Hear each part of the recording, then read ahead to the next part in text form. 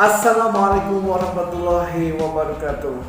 Terima kasih banyak buat kamu semua guys yang masih gabung sama Sukses Sporty. Sekarang kita membahas materi yang baru yang memang sangat menarik untuk bisa kita ketahui bersama. Baik, dari penelitian sekitar 70% tidak berhasilnya satu target dari sebuah manajemen dikarenakan tidak bisa melakukan disiplin dalam eksekusi target mereka. Jadi bagaimana seharusnya bertindak? Kita coba bahas dengan lengkap di materi yang sekarang. A few moments later. Bismillahirrahmanirrahim.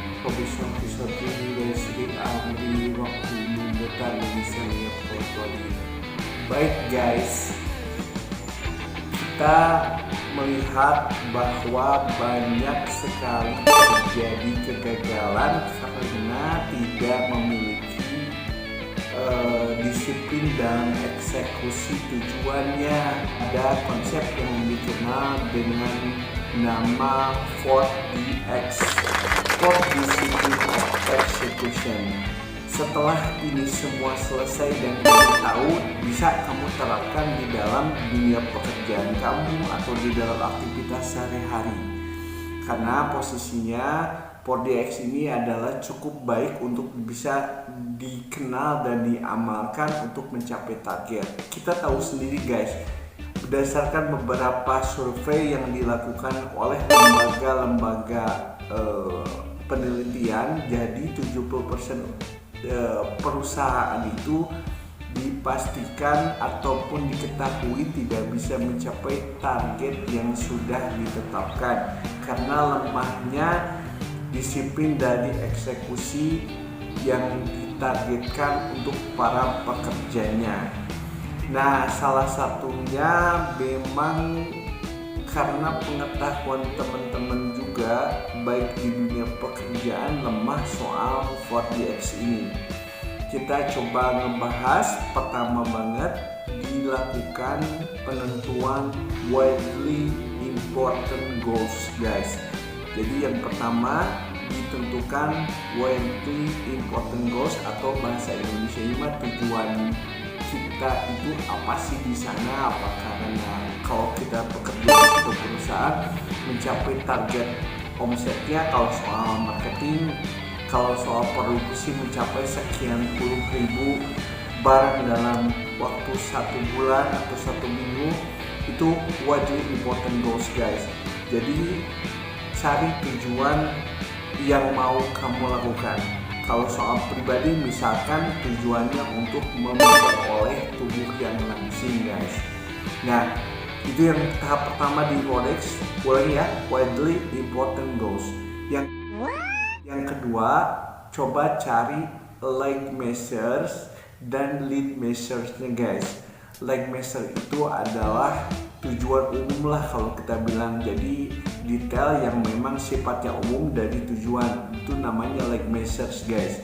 Misal pada posisinya sebagai dunia penjualan atau marketing, leg measure-nya sendiri misal untuk mencapai omset sekitar 600 juta tuh harus melakukan kunjungan ke perusahaan-perusahaan sebanyak sekian perusahaan, melakukan telepon, melakukan sekarang meeting dengan orang, itu leg measure-nya guys.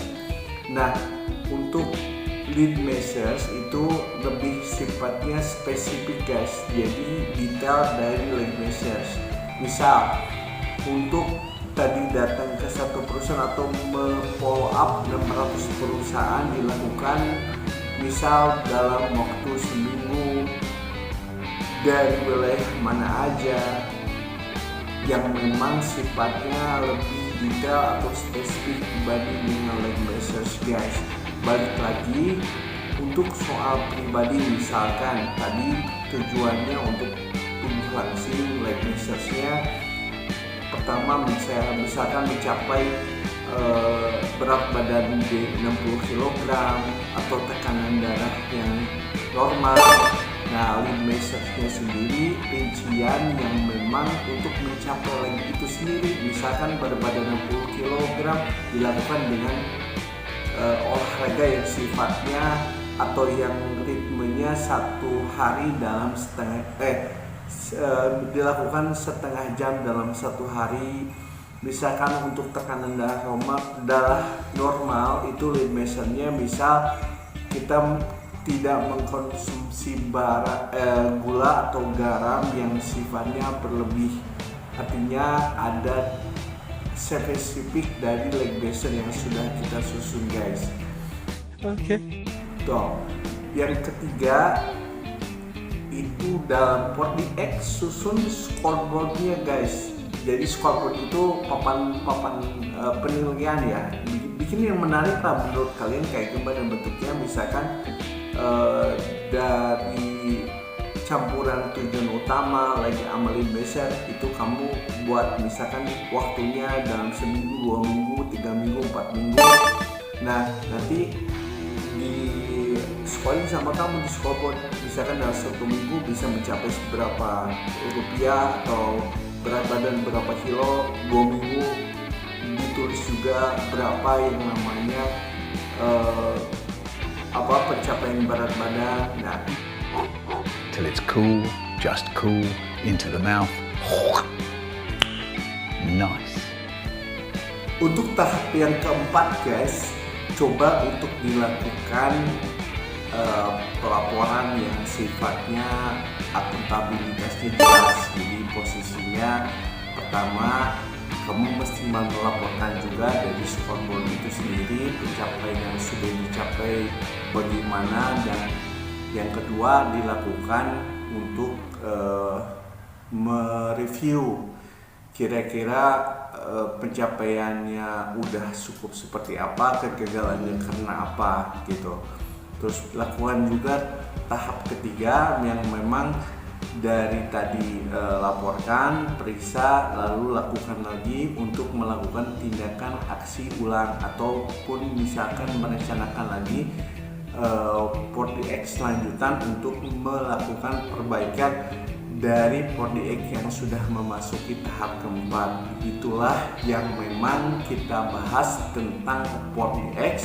Yang pertama, silakan untuk mencari wildly important goals atau tujuannya. Kedua, lakukan leg measures dan lead measure-nya sendiri. Ketiga, lakukan compelling scoreboard, jadi scoreboard yang memang cukup menarik yang bisa kamu dan tim dilihat.